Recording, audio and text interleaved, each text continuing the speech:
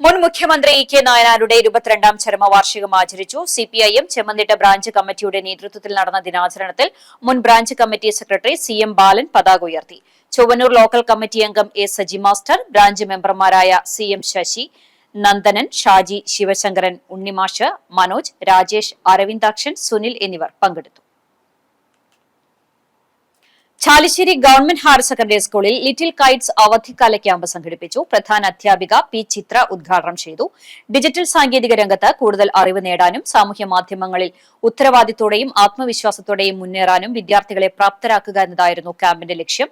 ചടങ്ങിൽ എന്റെ സ്കൂൾ എന്റെ അഭിമാനം റീൽസ് മത്സരത്തിലെ സമ്മാനത്തുക വിനിയോഗിച്ച് വാങ്ങിയ പോർട്ടബിൾ സ്പീക്കറിന്റെ ഉദ്ഘാടനം ഡെപ്യൂട്ടി HM സുഭദ്ര ടീച്ചർ നിർവഹിച്ചു. വിദ്യാർത്ഥികൾക്ക് റീൽസ് നിർമ്മാണം, ഫോട്ടോഗ്രാഫി, വീഡിയോ എഡിറ്റിംഗ് തുടങ്ങിയ മേഖലകളിൽ പരിശീലനം നൽകി. Vattenad government vocational higher secondary സ്കൂളിലെ ലിറ്റിൽ കൈറ്റ് മെന്ററും അധ്യാപികയുമായ KM ശ്രീധന്യ പരിശീലനത്തിന് നേതൃത്വം നൽകി. Little kite mentor Santhosh Balakrishnan സ്വാഗതവും സ്മിത ടീച്ചർ നന്ദിയും പറഞ്ഞു.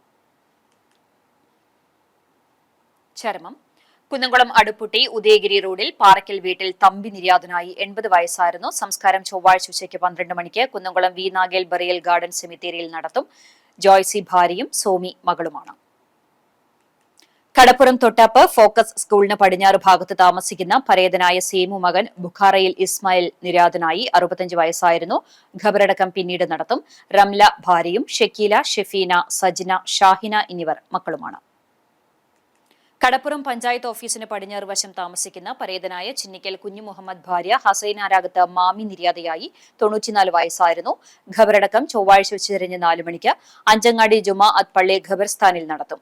ഫാത്തിമത്തു, പരേതയായ ഉമൈവ, ഷാഹു, റുക്കിയ, അലി, നഫീസ, ജലാലുദ്ദീൻ, സമീറ, മുഹമ്മദ് എന്നിവർ മക്കളാണ്. ഇതോടെ സ്പോർട് ന്യൂസ് സമാപിക്കുന്നു. നമസ്കാരം.